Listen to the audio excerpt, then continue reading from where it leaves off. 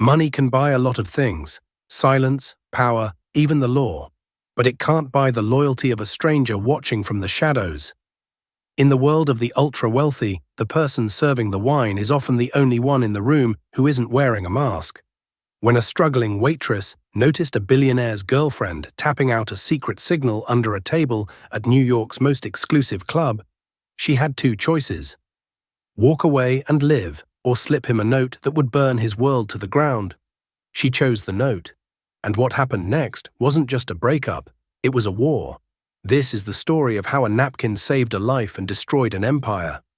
The Ethelgard Club didn't have a sign. It didn't have a website. If you knew where the heavy iron door was on East 64th Street, and if the retinal scanner recognized you, you were inside. If not, you didn't exist. Maya Lin adjusted her bow tie in the reflection of a polished brass sconce. She was 24, invisible, and currently invisible was exactly what she needed to be. In a room where the net worth averaged in the 10 figures, the staff were treated like furniture. Highly polished, responsive furniture that poured vintage Domaine de la Romanée Conti without spilling a drop. Tonight, the tension in the room was heavier than the velvet drapes. At table 4, the centerpiece of the room, sat Gideon Vane. At 38, Vane was the architect of Chimera Systems, the private defense firm that had just secured the Pentagon's new cybersecurity contract. He was currently the most scrutinized man in the Western Hemisphere. He wore his stress well, hidden behind a tailored Tom Ford suit and a jawline that looked carved from granite. Sitting opposite him was Isabella Sterling. Isabella was the kind of woman who made other women check their lipstick.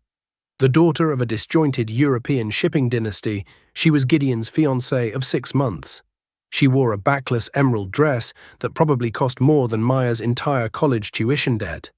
She was laughing, her hand resting gently on Gideon's forearm. To the casual observer, they were the portrait of American royalty. But Maya wasn't a casual observer. She was studying forensic psychology by day and waiting tables by night to pay for it. She watched people for a living. And tonight, Isabella Sterling was glitching. It was subtle. It was professional. But it was there. Maya approached table 4 with a fresh bottle of sparkling water. As she poured, her eyes flicked downward. Isabella's clutch was resting on her lap, hidden by the tablecloth. The clasp was open. Inside, the screen of a burner phone, not her usual gold-plated iPhone, glowed with a dim blue light. Isabella's thumb was moving rapidly, blind typing, while she maintained perfect eye contact with Gideon. "I think the merger is going to free up so much of your time, darling," Isabella said, her voice like honey. "We can finally take that month in Como." Maya finished pouring and took a half step back, fading into the background. She didn't leave. She stood by the service station, ostensibly polishing a wine glass, but her focus was locked on table 4. Isabella stopped typing.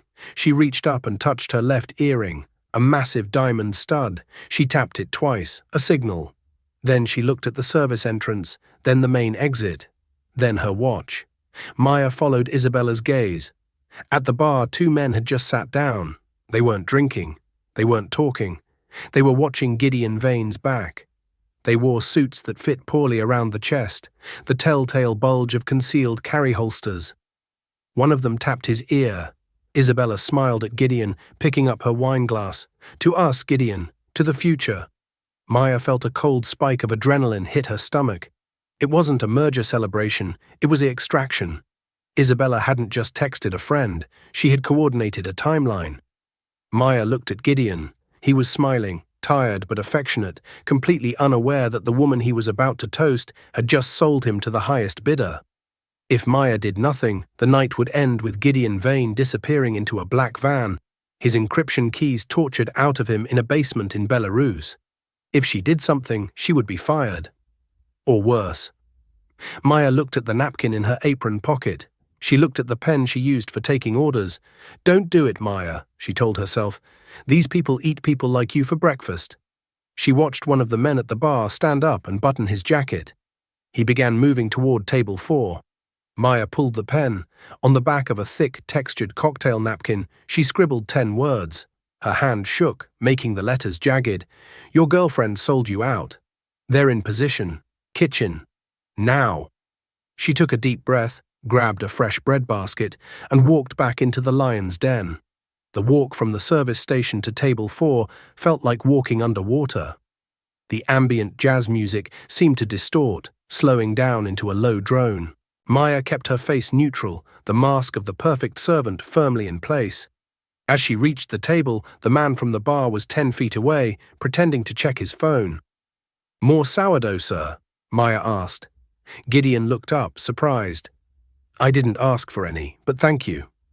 Maya placed the basket down. As she did, she deliberately knocked over the empty salt shaker. It clattered against the fine china, a sharp sound that made Isabella jump. "Oh, I am so clumsy," Maya apologized, her voice dropping an octave.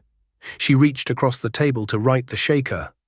As her hand passed over Gideon's bread plate, she let the napkin slide from her palm, tucking it swiftly under the edge of his butter knife. It was a magician's move, quick and fluid. She made eye contact with Gideon. For a split second, she broke character. She didn't look submissive, she looked terrified and urgent. She widened her eyes slightly and flicked her gaze toward the man approaching behind him. "My apologies, Mr. Vane," she whispered. Gideon Vane was a genius in code, but he was also a man who had survived hostile boardrooms and government hearings. He knew when the atmosphere in a room shifted. He saw the intensity in the waitress's eyes. He looked down. The corner of the napkin was visible. He moved his hand, covering it, and slid it into his lap. "It's fine," Gideon said, his voice steady. "No harm done." Maya retreated. She didn't go far. She moved to the service door, holding it slightly ajar, ready to run. Gideon unfolded the napkin in his lap. He didn't look down immediately. He took a sip of his wine, then glanced downward for a fraction of a second. "Your girlfriend sold you out." "They're in position." The words hit him like a physical blow.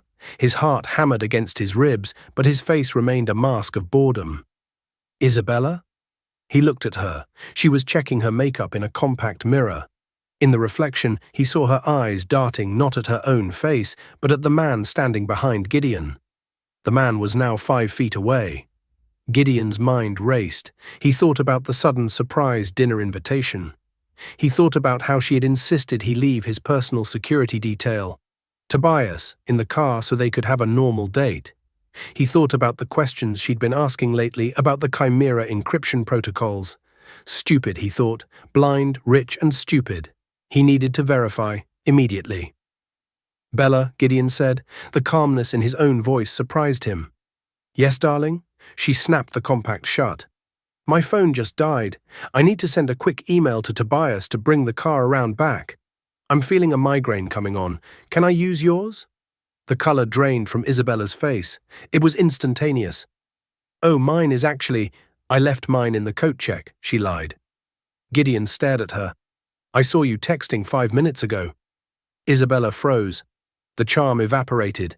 The loving fiancé mask slipped, revealing something cold and calculating underneath. Her hand moved toward her clutch. "Gideon, don't be paranoid," she said, her voice hardening. "Just drink your wine." "I don't think I will," Gideon said. He stood up. The man behind him lunged. Gideon was not a fighter, but he played squash 3 times a week and ran marathons. He was fast. He sidestepped the man's grasping hand, grabbing the heavy wine bottle from the table. "Hey!" the man shouted, dropping the pretense. The entire restaurant went silent. "Security!" Gideon roared, swinging the bottle. It connected with the attacker's outstretched arm, shattering. Red wine exploded like blood across the white tablecloths. Isabella screamed, not in fear, but in frustration. "Grab him, now!" 3 more men stood up from various tables around the room. The guests. The trap wasn't just set, it had been sprung. Gideon looked for an exit. The front door was blocked by 2 hulking figures. The side exit was too far. Then he saw her. Maya was standing at the kitchen swing doors. She waved her arm frantically. "Kitchen, now," the note had said. Gideon didn't hesitate. He vaulted over the back of his chair, sprinting toward the service area. "Get him," Isabella shrieked, standing up and pointing. "Don't let him get to the servers." Gideon crashed through the double doors, nearly colliding with a sous chef carrying a tray of scallops. Maya was there, grabbing his sleeve. "This way," she said, her voice shaking but commanded. "The freight elevator." Who are you? Gideon panted as they ran past stunned line cooks. The girl who just saved your life, Maya snapped. Less talking, more running. They have a guy at the back loading dock too. I heard them on the radio. Radio. The guy at table 6. He had an earpiece. They have the perimeter locked. Gideon looked at this young woman, messy bun, soy sauce stain on her apron, eyes sharp as jagged glass. She knew the tactical layout better than he did. Where do we go then? Gideon asked. Maya kicked open a door labeled dry storage. The basement, she said, the garbage chute. Behind them, the kitchen doors burst open. The men were inside. Go. Maya shoved the billionaire into the dark stairwell and slammed the heavy steel door behind them, jamming a broom handle through the door handle to buy them seconds. You're coming with me, Gideon realized, looking at her. They saw you help me. Maya looked at the door as it shuddered under a heavy impact from the other side. She looked back at Gideon Vane. Yeah, she whispered, the reality crashing down on her. I guess I just quit my job. The stairwell smelled of stale grease and old trash. The only light came from the emergency exit sign, buzzing ominously in red. Move, Gideon commanded. He took the lead now, his executive instincts kicking back in. Panic was a luxury he couldn't afford. Does this go to the street? No, Maya hissed, hurrying down the concrete steps behind him. Her non-slip shoes squeaked on the floor. It goes to the sub-basement, the laundry and the compactor room. Is there an exit? There's a service hatch that opens into the subway ventilation tunnels. The dishwashers use it to smoke weed without setting off the alarms. Gideon paused at the bottom of the landing. Subway tunnels? You want to take a billionaire into the subway tunnels? Would you prefer the men with guns upstairs? Maya shot back. Bam! The broom handle upstairs snapped. The steel door flew open, clanging against the concrete wall. Heavy footsteps thundered down the stairs above them. Subway it is, Gideon said. They burst into the laundry room. Massive industrial machines churned, masking the sound of their footsteps. Steam filled the air. Maya navigated the maze of hampers and rolling carts like a pro. She led him to a rusted grate in the far corner behind a stack of detergent drums. Help me move this, she said. Gideon, ignoring the fact that his $5,000 suit was now covered in dust and wine, grabbed the rim of a heavy chemical drum. Together, they heaved it aside. Maya crouched and yanked the grate. It groaned but didn't budge. It's stuck, she grunted. Let me, Gideon said. He adrenaline-fueled strength. He wrenched the grate upward. The smell of ozone and electrified steel wafted up. The subway. Go, he said. Maya lowered herself into the hole. It was a 4-foot drop. She landed in a crouch. Gideon followed, pulling the grate back into place just as the laundry room door burst open. Through the slats of the grate above, they saw beams of tactical flashlights cutting through the steam. Clear left, a voice shouted. It was deep, professional. Military grade. Check the compactor, another voice ordered. Gideon recognized that voice. It was the man he had hit with the wine bottle. Gideon and Maya stood in the darkness of a service catwalk overlooking the subway tracks. The rumble of a train approaching vibrated through the soles of their feet. We need to keep moving, Gideon whispered. My phone has no signal down here. I can't call Tobias.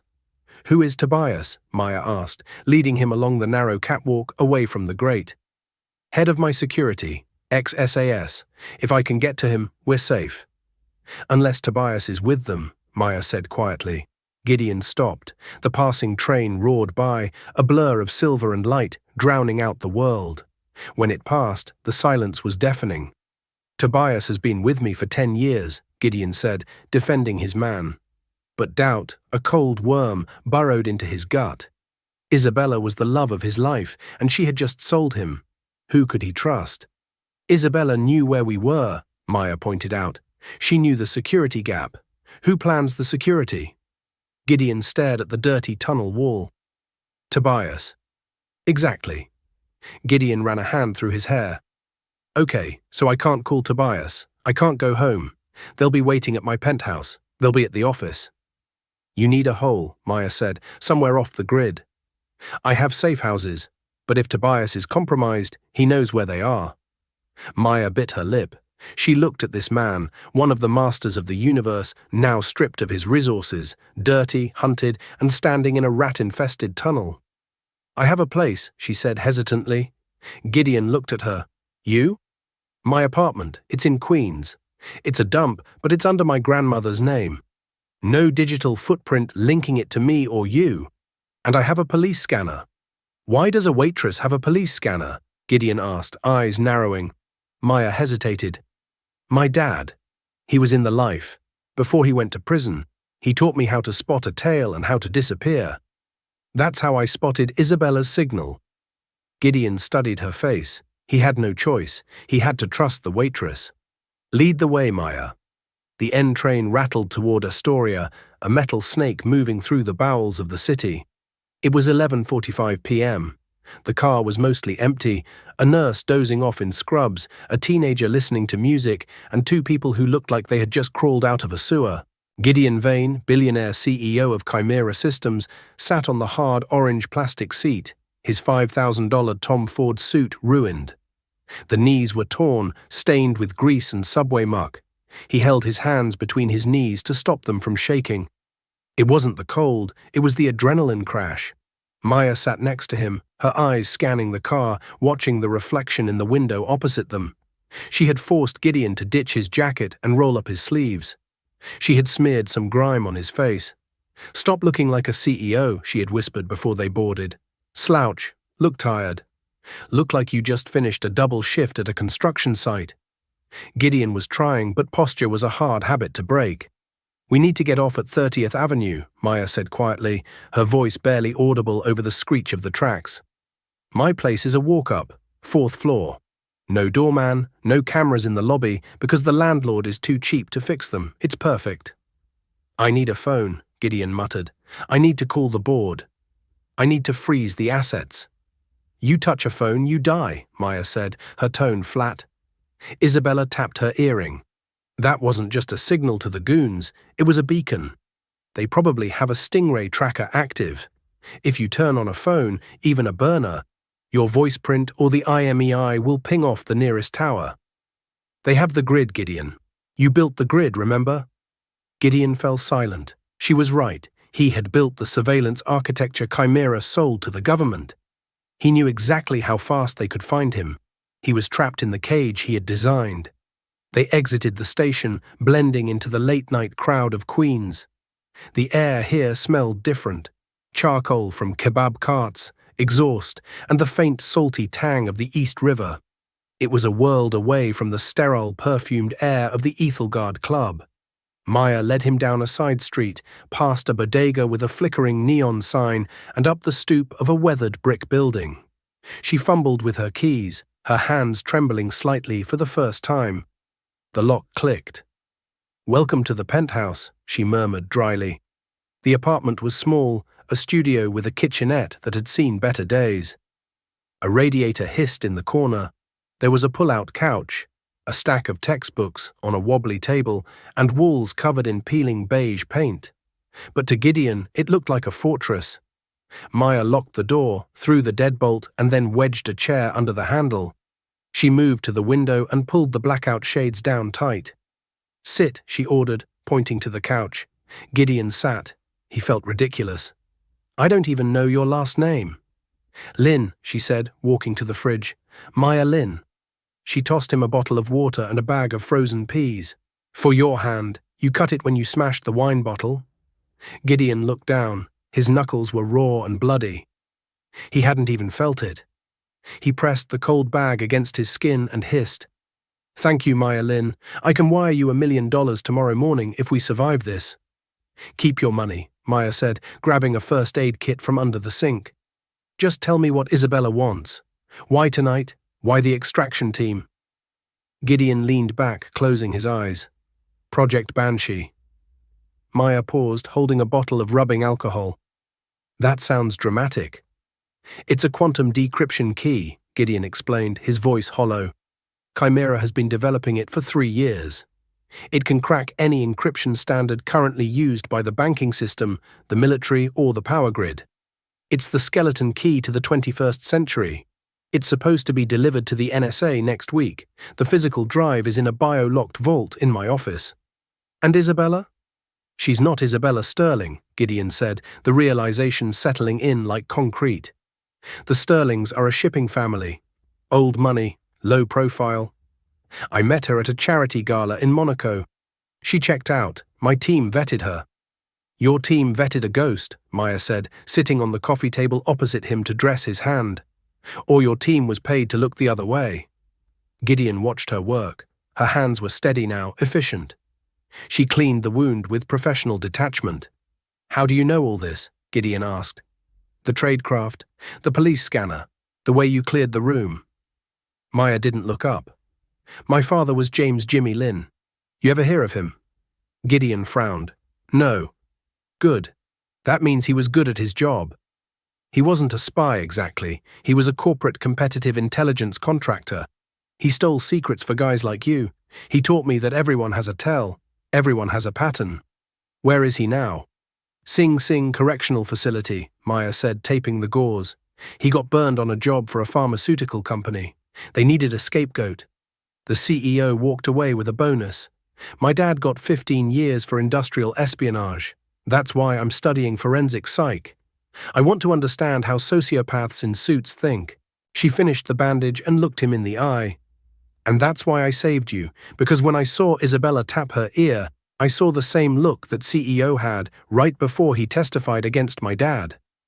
Gideon looked at this young woman, really looked at her. She wasn't just a waitress, she was collateral damage of his world coming back to haunt the system. I'm sorry about your father, Gideon said softly. Don't be. Just don't be like the guy who put him there. Maya stood up and walked to a small desk in the corner. She brushed aside a pile of utility bills and opened an ancient-looking laptop. We need to see what the narrative is, she said. If they missed you, they have to spin it. She booted up the computer. It wheezed, the fan kicking in loudly. She opened a browser and navigated to a major news network. The headline was already there, bold and red. Breaking, billionaire Gideon Vane missing after domestic dispute. Maya clicked the video link. On the screen, Isabella Sterling stood outside the Ethelgard Club, wrapped in a blanket, police lights flashing blue and red on her tear-streaked face.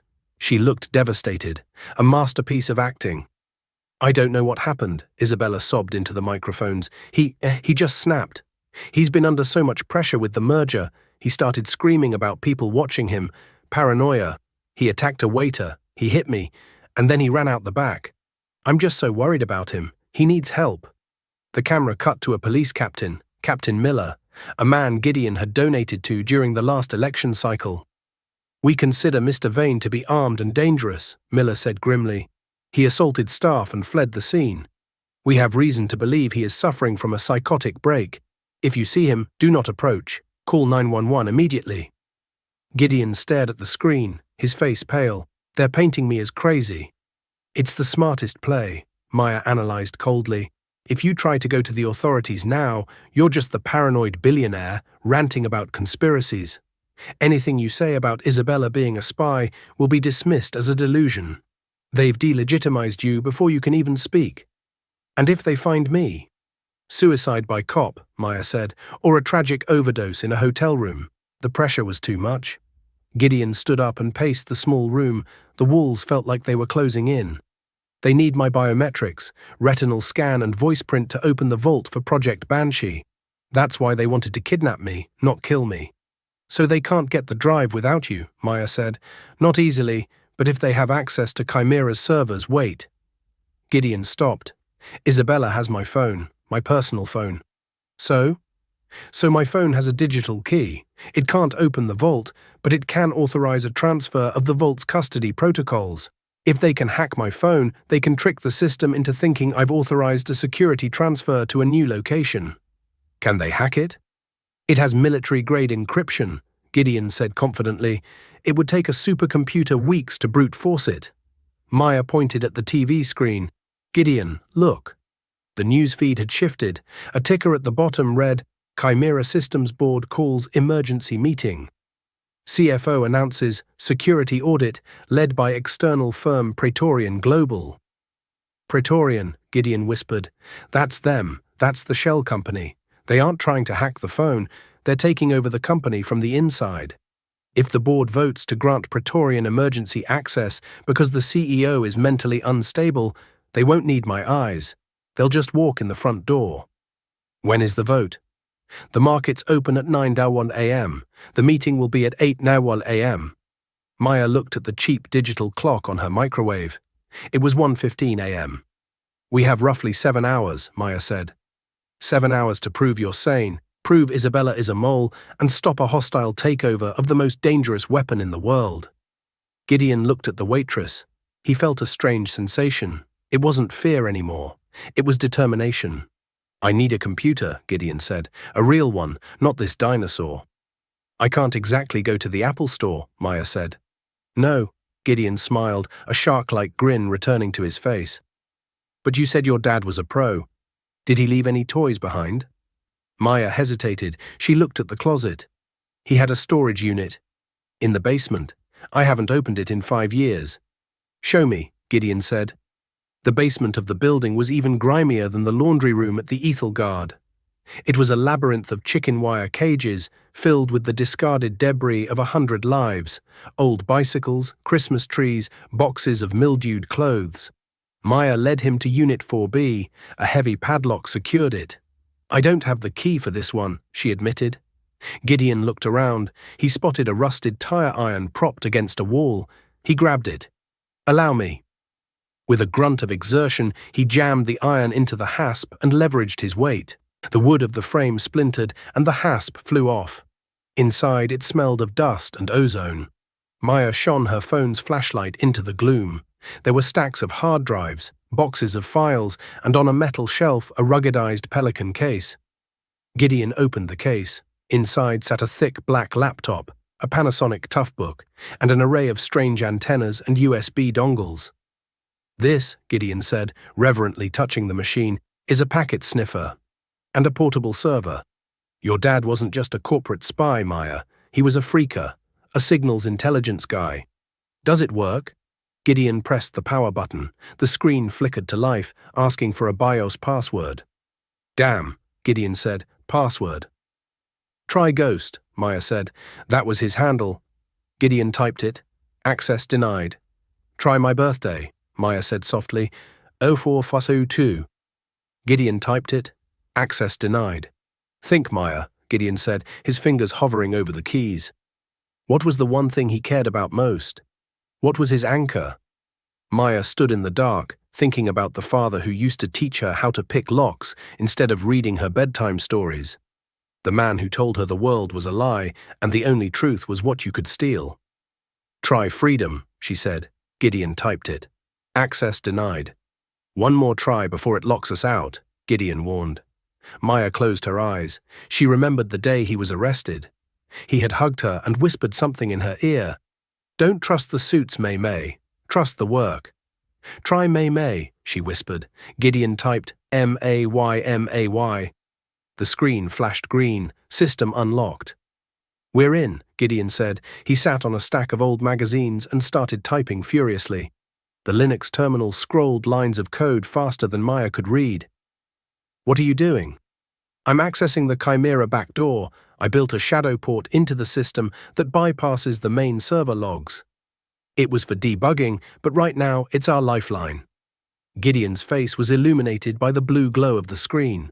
He looked like a different man, focused, brilliant, dangerous. Okay, Gideon said after 10 minutes of silence. I can see the internal comms. You were right. Praetorian Global is already in the system. They've initiated a crisis protocol. The board is panicked. Isabella, or whoever she is feeding them evidence that I've been embezzling funds to offshore accounts. Fake evidence, but it looks real. Can you delete it? No, it's on the blockchain. Once it's verified, it's immutable. But, Gideon paused. I can track where the upload came from. He typed a command. A map appeared on the screen. A single red dot pulsed in Manhattan. The Pierre Hotel, Gideon said. Penthouse suite. Isabella? Yes, she's running the operation from there. She must have a local server to coordinate the takeover before the sun comes up. Gideon looked at Maya. If we can get to that suite, and if I can plug this laptop physically into her network, I can reverse the packet flow. I can expose the origin of the fake evidence. I can broadcast her internal comms to the board members directly. Breach a penthouse at the Pierre. Maya laughed nervously. Gideon, that place is a fortress, and she'll have a private army guarding the door. We don't need to go through the door, Gideon said. We need to go through the window. On the 39th floor. No, Gideon said, pointing to a schematic on the screen. We go through the service elevator to the roof, and we rappel down to the balcony. I've stayed in that suite. The balcony doors have a magnetic lock, but this laptop has an NFC spoofer. If I can get close enough, I can pop it. Gideon, you're a coder. You're not Tom Cruise. You can't rappel down a building. No, Gideon admitted, looking at his shaking hands. I can't. I'd freeze. I'm good at logic, not heights. He looked at Maya. But you're invisible. You move through rooms without people seeing you. You noticed a text message that slipped past my entire security detail. Maya stepped back. No, absolutely not. I am a waitress. I serve pasta. I don't rappel down skyscrapers. You're Jimmy the Ghost's daughter, Gideon said intensely. It's in your blood, Maya. You saved me tonight because you have the instinct. I can guide you. I can hack the elevator. I can disable the cameras. I can unlock the door. But I need hands on the ground. I need you to place the dongle. Maya looked at the laptop. She thought about Isabella Sterling, the fake smiles, the betrayal, the way she had looked at Maya like she was a piece of furniture. She thought about her dad rotting in a cell because men like Isabella's bosses decided he was expendable. If she walked away now, Gideon would lose everything, and the bad guys would win. Again. If I do this, Maya said, her voice trembling but hard, if we pull this off, you pay for my law school, full ride, and you hire the best appellate lawyer in the country for my dad. Gideon extended his hand. Deal. And I'll throw in a seat on the board. I don't want your board seat. I just want justice. Maya shook his hand. Okay, what do we need? We need climbing gear, Gideon said, and we need to look like we belong. 3:30 a.m., Upper East Side. The delivery van was stolen, or rather borrowed from a bakery in Queens that left its keys in the ignition at 3 a.m. Maya drove, wearing a baseball cap pulled low. Gideon sat in the passenger seat, the laptop open on his lap, tethered to his phone which he had wrapped in 3 layers of aluminum foil, leaving only a small opening for signal to minimize triangulation. Cameras at the Pierre are looping, Gideon said. I've inserted a 10-second delay on the service entrance feed. You have a window of 30 seconds to get from the loading dock to the service elevator. Maya parked the van a block away. She was wearing black leggings, a black hoodie, and a utility belt they had fashioned from duct tape and straps found in the basement. Coiled over her shoulder was a high-tensile window washer's rope they had swiped from a maintenance closet in her building. This is insane, she whispered. It's probability, Gideon said, though he looked terrified. You can do this. I'll be in your ear. He handed her a Bluetooth earbud connected to a long-range walkie-talkie app. If I get caught, you won't. You're the ghost, remember? Maya took a deep breath. She opened the door and stepped out into the cold night air. The city was asleep, but the monsters were awake in the penthouse. She walked to the side entrance of the hotel. A security guard was sitting in the booth, watching a small TV. Now, Gideon's voice crackled in her ear. Maya moved. She slipped past the barrier arm, crouching low.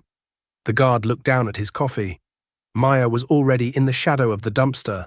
She reached the service door. It clicked open. Gideon had timed the unlock command perfectly. She slipped inside. The hallway was empty. Elevator on your left. It's waiting. She darted into the service elevator. It smelled of cleaning products. She hit the button for the roof. The ascent was agonizingly slow. Maya watched the floor numbers tick up. 10, 20, 30. Problem, Gideon said urgently. I'm picking up a localized signal jammer on the top floor. I'm going to lose audio contact with you once you hit the roof. You'll be on your own until you plug the dongle into their router. Great, Maya whispered. Just great. The elevator dinged. Roof level. Maya stepped out into the howling wind. New York City spread out below her like a carpet of diamonds, beautiful and indifferent. She scuttled across the gravel roof to the edge. She looked down. The balcony of the penthouse suite was 2 floors down. Light spilled from the glass doors. She could see shadows moving inside. She tied the rope to a heavy HVAC unit, testing the knot 3 times. "Don't look down," she told herself. "Just serve the table." She climbed over the parapet. The wind whipped her hair into her face. She lowered herself, hand over hand, the coarse rope biting into her palms. She reached the balcony. Her feet touched the cold marble. She unhooked the rope and crouched in the shadows of a large potted palm tree. Inside, the living room was converted into a command center. Servers were stacked on the dining table. 3 men in shirt sleeves were typing. And there was Isabella. She was pacing, holding a glass of scotch. She wasn't crying anymore. She looked like a predator. "Timeline," she barked at one of the men. "Board meeting in 4 hours. The fake transfers are verified. We're ready to execute the takeover." "Good. And Vane?" "NYPD has nothing. He's gone to ground." Isabella laughed. "He's probably crying in a dumpster somewhere. Gideon was always weak. Brilliant, but soft." Maya felt a surge of anger. She crept toward the glass door. She pulled the small USB device from her pocket, the digital key Gideon had prepared. She needed to get the door open. Gideon had said the NFC spoofer in the device would work if she held it against the lock panel. She pressed the device against the glass, right over the handle mechanism. A small red light on the device blinked, then green. Click! The sound was louder than she expected. Inside, Isabella spun around, her eyes locked onto Maya's silhouette through the sheer curtains. "We have company," Isabella screamed, reaching for a gun on the table. Maya didn't run. She didn't hide. She threw the door open. "Special delivery," she yelled. She didn't aim for the people. She aimed for the central server stack on the table. She threw the USB device. It wasn't just a dongle, it was a distraction. As the men ducked, Maya lunged for the nearest object, a heavy crystal decanter, and hurled it at the fire alarm pull station on the wall. Smash! The alarm began to blare. Sprinklers hissed to life, drenching the room, the servers, and the gunmen in a torrent of water. In the chaos, Maya dove behind the sofa. The men were shouting, trying to cover the electronics. Isabella was firing blindly into the room. Maya crawled. She needed to get to the router. It was under the TV, blinking innocently. She reached into her pocket and pulled out the second drive, the real payload. A hand grabbed her ankle. She looked back. It was the man from the restaurant, the one Gideon had hit. "You again," he snarled, dragging her backward. Maya kicked, her sneaker connecting with his nose. He grunted but didn't let go. He pulled a knife. Maya looked around. She grabbed a lamp cord and yanked. The heavy brass lamp fell, crashing onto the man's head. He went limp.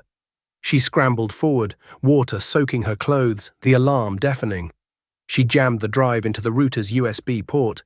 On the screen of the main monitor, the code stopped scrolling. The screen turned bright red. A giant skull and crossbones appeared. And then Gideon's voice, amplified, booming through the room's speakers, overriding the alarm.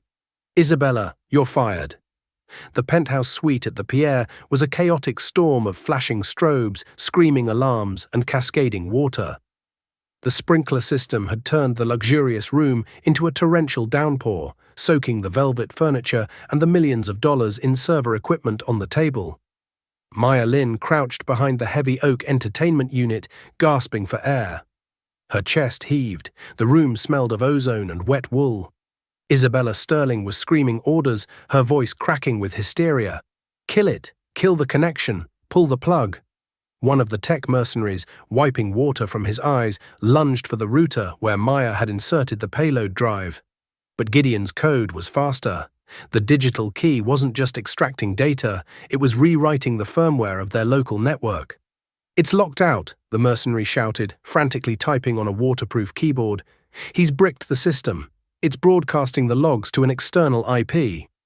Isabella spun around, her wet hair plastered to her face, makeup running in dark streaks. She looked like a vengeful spirit. She raised her gun, aiming directly at the spot where Maya was hiding. "You little rat!" Isabella shrieked. "You ruined everything." Maya squeezed her eyes shut. She was unarmed. She was a waitress. She had served these people, cleaned up after them, and been invisible to them. Now she was about to die by their hand. Bam! The door to the suite exploded inward. It wasn't the police. A figure stood in the doorway, silhouetted by the hallway lights. He was massive, wearing a tactical vest over a suit. He held a subcompact assault rifle with the ease of a man holding a briefcase. It was Tobias, Gideon's head of security. Isabella froze. "Tobias, thank God. Shoot her, she's behind the cabinet." Tobias walked into the room, water dripping off his shaved head. He looked at Isabella. He looked at the mercenaries. He raised his weapon. "Drop them," Tobias said, his voice a low rumble that cut through the alarm noise. Isabella blinked. "What?" "I said drop the weapons. Now." "I pay you double what Gideon pays you," Isabella screamed. "Shoot her." "Gideon doesn't pay me for loyalty," Tobias said calmly. "He earned it, and you're done." The mercenaries, realizing the shift in power, hesitated. They looked at Tobias, then at their ruined equipment. They were contractors, not martyrs. One by one, they lowered their guns to the wet floor. Isabella let out a primal scream of rage and raised her pistol toward Tobias. Thwack! Maya didn't stay hidden. Seeing Isabella distracted, she had crawled out and grabbed a heavy marble bookend. She didn't throw it, she swung it. She connected with Isabella's wrist. The gun skittered across the floor, sliding under the sofa. Isabella clutched her wrist, falling to her knees in the water. Tobias moved in, securing the mercenaries with zip ties with practiced efficiency. He looked down at Maya. She was shivering, soaked, bruised, and bleeding from a cut on her cheek. "You okay, kid?" Tobias asked.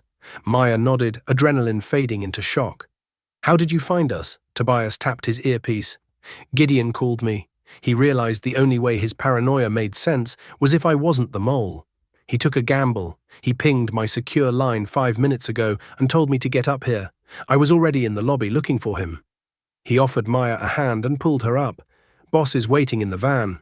We have a board meeting to crash." 7:45 a.m., Chimera Systems headquarters, Hudson Yards.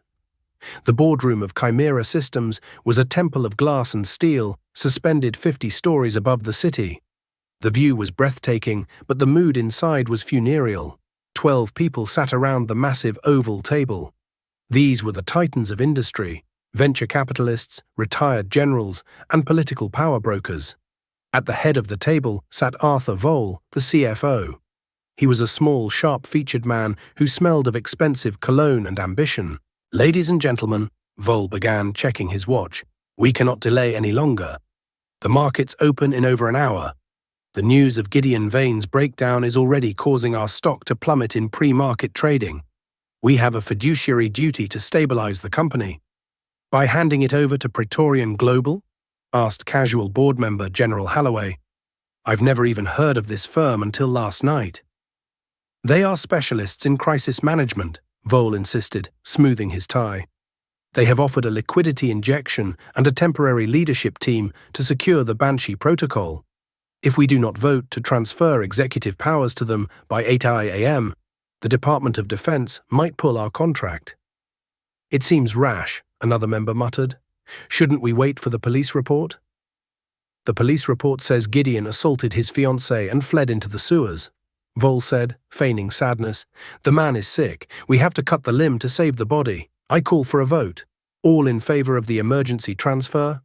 Vole raised his hand. 5 other members, the ones Vole had quietly promised double-digit returns to, raised theirs. It was a deadlock. "We need one more vote," Vole pressed, looking at Holloway. "General, please, for national security." The general hesitated. His hand started to rise. Buzz. The intercom on the heavy mahogany doors buzzed. "Mr. Vole," the receptionist's voice trembled over the speaker. "There's someone here to see you." "Not now," Vole snapped. "We are in session. Security, remove them." "Security is escorting him in, sir," the receptionist squeaked. The double doors swung open. Gideon Vane walked in. He looked like a shipwreck. His suit was torn and stained with grease. His shirt was unbuttoned. He had a bandage on his hand and dirt on his face. He smelled of the subway and the Hudson River. But he walked with the stride of a king returning to his throne. Behind him walked Tobias, looking immaculate and terrifying. And next to Tobias was Maya Lin. She had changed into a clean Chimera Systems hoodie Tobias had found in the van, but she still wore her stained sneakers. She clutched a rugged black laptop to her chest like a shield. The room went silent. You could hear the hum of the air conditioning. Gideon. Vole stood up, his face draining of color. My God, you need medical attention. Sit down, Arthur, Gideon said. His voice wasn't loud, but it carried the weight of absolute authority. He walked to the head of the table. Vole didn't move. Gideon simply looked at him, a cold, dead stare. Vole scrambled out of the chair. Gideon didn't sit. He placed his hands on the table and leaned forward, looking at each board member in turn. I apologize for my appearance, Gideon said. I've had a hell of a night. My fiancé tried to kidnap me. My CFO tried to sell my company, and I had to crawl through a sewer to get here. Gideon, you're delusional, Vole stammered, trying to regain control. We saw the video. You attacked Isabella. Maya, Gideon said, not looking at Vole, plug it in. Maya stepped forward. Her hands shook slightly as she placed the tough book on the polished table. She connected it to the room's presentation system. Who is this? General Holloway asked, looking at the young waitress. This, Gideon said, is the most competent person in this building, and she has something to show you. Maya hit enter. The massive screen at the end of the room flickered to life. It wasn't a PowerPoint. It was a video feed. It was a recording from the Pierre Hotel penthouse, time-stamped 2 hours ago. The audio was crystal clear. Timeline, board meeting in 4 hours. The fake transfers are verified. We're ready to execute the takeover. And Vane? He's gone to ground. Good. Once Vole gets the vote, we liquidate the assets and transfer the Banshee source code to the buyer in Beijing. Vole gets his cut, and we disappear. The color didn't just drain from Arthur Vole's face, it seemed to leave his entire body. He slumped against the wall. The recording continued. Isabella's voice rang out, cruel and mocking. Gideon was always weak, brilliant, but soft. Maya stopped the playback. The room was silent. Gideon turned to Vole. You didn't just try to steal my company, Arthur. You tried to sell a quantum decryption key to a foreign power. That's not corporate espionage, that's treason. The doors opened again. This time it wasn't a guest. It was the FBI. Arthur Vole, a special agent announced, stepping into the room. You are under arrest. As Vole was handcuffed and dragged out, protesting weakly, Gideon finally sat down in his chair. He exhaled, a long, shuddering breath. He looked at the board. The motion to sell to Praetorian is denied, Gideon said dryly. Now, if you'll excuse me, I need a shower and a new suit. He looked at Maya. She was standing by the wall, trying to fade into the background again. Maya, he said. She looked up. You're not leaving, Gideon said. We have work to do. 3 months later, the Ethelgard Club was busy. The clinking of silverware and the hum of conversation filled the air. Maya Lin walked through the front door. She wasn't wearing a uniform. She was wearing a tailored navy blazer and slacks. She walked past the host stand without stopping. She approached table 4. Gideon Vane was sitting there. He looked rested, sharp, back to his old self. But there was a difference. The tension around his eyes was gone.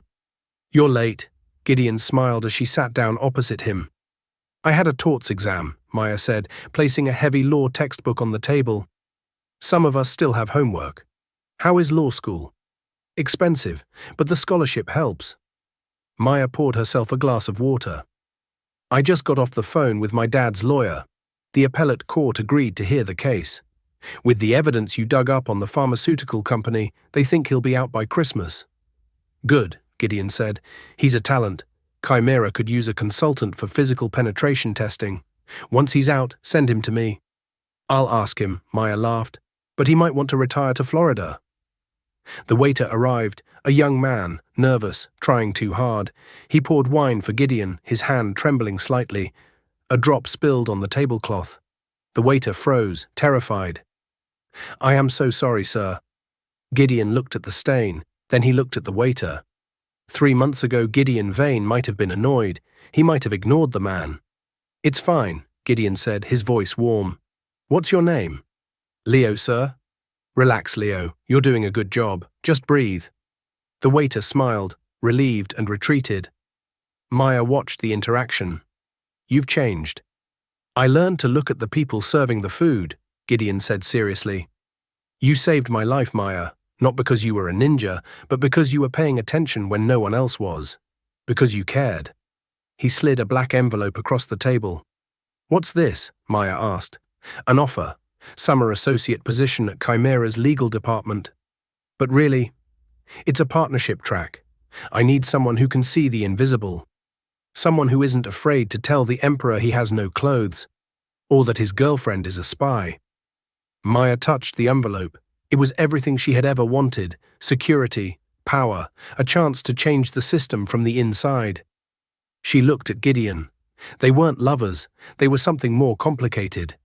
They were survivors of the same shipwreck. "I have one condition," Maya said. "Name it." "We change the vetting process for your dates. I interview them first." Gideon laughed, a genuine loud laugh that turned heads in the restaurant. "Deal." Maya picked up her glass. "To the invisible people." Gideon clinked his glass against hers. "To the invisible people." And that is how a waitress with a sharp eye and a brave heart took down $1 billion conspiracy. It's a reminder that no matter how powerful the people at the top seem, they all have blind spots. And sometimes the person holding the water pitcher holds the power. Maya Lin went on to become one of the fiercest corporate attorneys in New York, and Gideon Vane never underestimated a service worker again. If you enjoyed this roller coaster of a story, do me a favor, smash that like button. It really helps the channel grow. And if you want more true crime-style dramas and stories of ordinary people doing extraordinary things, hit subscribe and ring the notification bell. You don't want to miss next week's story about the janitor who accidentally deleted a country's debt.